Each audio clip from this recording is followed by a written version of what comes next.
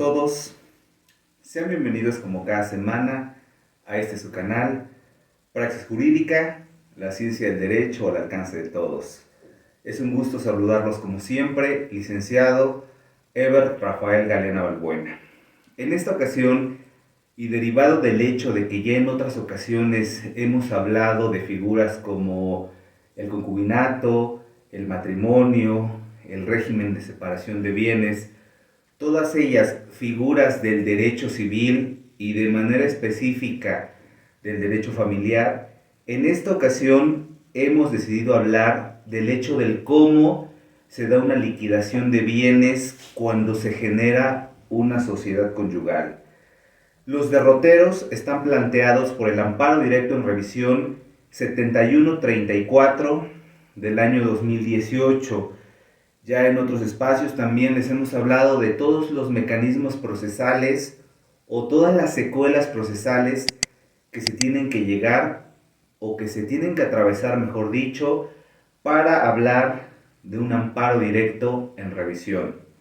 En esta ocasión, los antecedentes del caso son los siguientes. El asunto surge de un divorcio incausado y de un incidente de liquidación de bienes derivado de la sociedad conyugal, ya que este matrimonio se había constituido bajo este esquema de sociedad conyugal. Dos acotaciones pertinentes que es necesario realizar, sobre todo por lo que hace al sentido de incidente. Cuando en materia de leyes hablamos de un incidente en un procedimiento, hablamos de una especie de procedimiento pequeño que se da dentro de la resolución de un incidente primario o de un asunto de naturaleza primaria.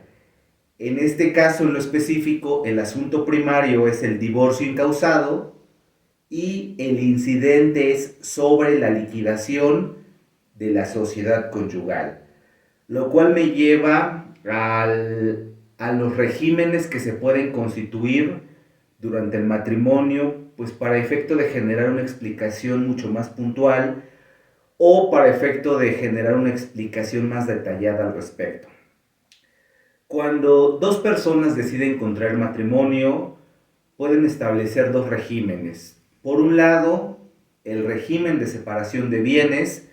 Ya en otros momentos de este canal hemos hablado de que los nuevos planteamientos que ha emitido la Suprema Corte ya no podemos establecer una tasa de lo tuyo es tuyo, ¿no? Hay que entrar al fondo del asunto para analizar si realmente lo tuyo es tuyo y lo mío es mío en este esquema de separación de bienes.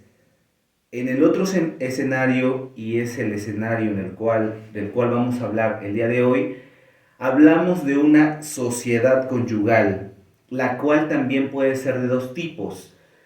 Puede tener un esquema legal y bajo una lectura muy superficial de esta sociedad conyugal que se estipula en su modalidad de legal, sería 50 y 50 a partir de la constitución del matrimonio. En el otro esquema o el otro tipo de sociedad conyugal es el que se estipula o es el que surge a partir de las capitulaciones matrimoniales. Las capitulaciones matrimoniales, no son otra cosa que las cláusulas que en lo específico los consortes deciden generar. Habría que hablar del caso específico y del tipo de sociedad conyugal que se pretende constituir tomando como base las capitulaciones. Se me ocurre alguna empresa en lo particular o algunas acciones de esta empresa que se pueden insertar dentro de las capitulaciones matrimoniales. Otra descripción que me parece pertinente aterrizar en este esquema de la sociedad conyugal es qué bienes integran a esta sociedad. Por regla general, la sociedad conyugal en su modalidad legal, nos vamos a ir por este camino que les acabo de plantear, la sociedad conyugal en su modalidad legal incluye todos los bienes que se hayan generado una vez constituido el matrimonio, pero también todos los adeudos, conjunto de activos y pasivos que integran la masa patrimonial. Esto es, repito, de la lectura simplista de los artículos del Código Civil que dan fundamento a la sociedad conyugal. Dentro de este escenario, para hacer una separación, una vez que se da un divorcio, y para hacer una liquidación de bienes, y de esta lectura general se pueden establecer los siguientes elementos simplistas. Primero, se reúne toda esa masa patrimonial que se haya constituido durante el matrimonio. Después, con este mismo patrimonio, se cubren todas las obligaciones o todas las deudas que la sociedad matrimonial haya contraído durante el matrimonio. Y una vez que se han sufragado todas estas obligaciones, los remanentes, términos muy simplistas, lo que sobra quedaría dividido 50 y 50 para cada uno de los cónyuges. Esto, reitero, desde una lectura simplista y desde una lectura que atiende a la literalidad del artículo en lo específico 196 del Código Civil, que habla en particular de la sociedad conyugal. Es una lectura muy simple. Actualmente, ya con este nuevo esquema judicial, los operadores jurídicos tienen que analizar ciertos elementos para efecto de no transgredir derechos fundamentales o para efecto de no violar garantías fundamentales en el ámbito de lo internacional, de las cuales México ya recupere en estos contextos de naturaleza internacional. Por ejemplo, cuando se da una liquidación de la sociedad conyugal, el operador jurídico debe analizar los siguientes elementos. Primero, tiene que emitir su juicio con una perspectiva de género. Esto es en atención al rol sexual que generan las parejas, si son hombres o si son mujeres. Segundo, el operador jurídico tiene que analizar la relación de poder que existe de uno sobre los otros. Esto en atención a que, si bien es cierto, la mayoría de las leyes sustantivas y adjetivas de nuestra legislación mexicana contemplan el paradigma o el principio de igualdad, de facto, esta regla no aterriza sobre todo en una relación hombre-mujer. Segundo principio a analizar, el principio de discriminación indirecta. La discriminación indirecta ocurre por parte de las leyes. Existen dos tipos de discriminación. Una discriminación puede ser directa, cuando dentro de la lectura se puede vislumbrar de manera clara que hay desigualdad entre sujetos o hay desigualdad entre pares. El otro tipo de discriminación es el que genera el artículo 196 del Código Civil, y esta discriminación es una discriminación indirecta. ¿Por qué es una discriminación indirecta? Porque de la lectura no alcanzamos a percibir que este artículo del Código Civil discrimina a uno de los cónyuges. Esto quiere decir, y cuando les hablo de los operadores jurídicos, en estricto tienen la obligación de analizar estos elementos que les acabo de mencionar a la hora de emitir su juicio en el asunto específico. ¿Cuál es el asunto específico? La liquidación de bienes, y de manera puntual, en lo específico aún más, sobre este amparo directo en revisión, que es el 7134 del año 2018, sobre el incidente de liquidación de la sociedad conyugal. Deben de, pero en el ámbito de la práctica, si nosotros como litigantes no lo invocamos, los operadores jurídicos pueden darle una lectura literal sin entrar al fondo del asunto. Para que el operador jurídico entre al fondo del asunto, estos principios deben ser invocados en las acciones o en las excepciones que se insten en los asuntos que tengan como objetivo fundamental generar una liquidación de la sociedad conyugal. De esta lectura y de estos planteamientos se pueden establecer tres conclusiones que a título personal me parece pertinentes puntualizar.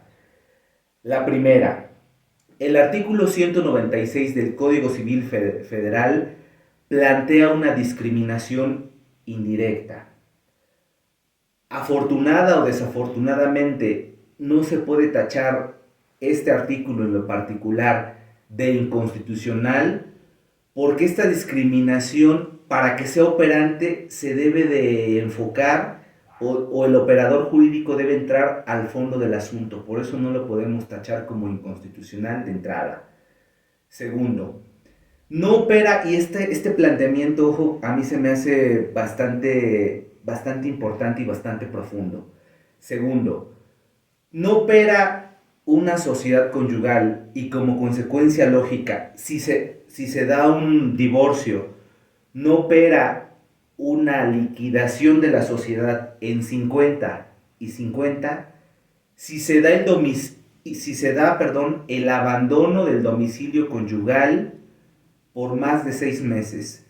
Se puede dar tanto el abandono del domicilio o el abandono de las obligaciones.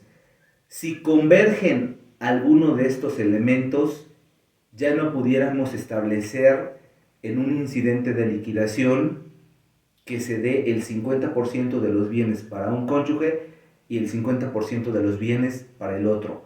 ¿Por qué? Porque aquí ya estaríamos hablando de un principio de desproporcionalidad. ¿Por qué es desproporcional? Porque uno de los cónyuges se fue del domicilio mientras que el otro siguió cumpliendo las obligaciones que surgieron como consecuencia de la sociedad conyugal. ¿Qué obligaciones pudieron haber surgido? Obligaciones tal vez de mantenimiento de la casa, obligaciones crediticias y cualquier otro tipo de obligación. Y entonces, bajo esta premisa o dentro de esta hipótesis, el hecho de partir a la mitad, plantearía un elemento de desigualdad. Y la tercera conclusión que a mí me parece también de suma importancia: las obligaciones derivadas de la sociedad siguen existiendo. Y aquí pudiéramos establecer un contraste. Los derechos como consecuencia del abandono de la sociedad o del abandono de las obligaciones se pierden, 50 y 50, pero las obligaciones como un elemento punitivo para el cónyuge que abandonó el domicilio conyugal siguen subsistiendo. Estas tres conclusiones, ¿a dónde nos llevan? Nos llevan al hecho de que cuando se generen divorcios y como elementos accesorios se genera un incidente de liquidación de la sociedad conyugal, ya no podemos como abogados o como litigantes establecer la tasa del 50 y 50, sino que tendremos que analizar cada elemento particular para que podamos llegar a la conclusión que el operador jurídico va a tener de que estos bienes sí se dividan en partes proporcionales. Si convergen algunos de los elementos que les acabo de comentar hace unos momentos, difícilmente se podrá hacer esta partición del 50-50, pese a que sea una sociedad conyugal. Pues bien, amigos todos, espero que este video les haya sido útil, como todos los que cada miércoles les presentamos. Me despido de ustedes agradeciéndoles la atención por este primer año. Praxis Jurídica, la ciencia del derecho al alcance de todos. Licenciado Eber Rafael Galeana Balbuena. Hasta la próxima.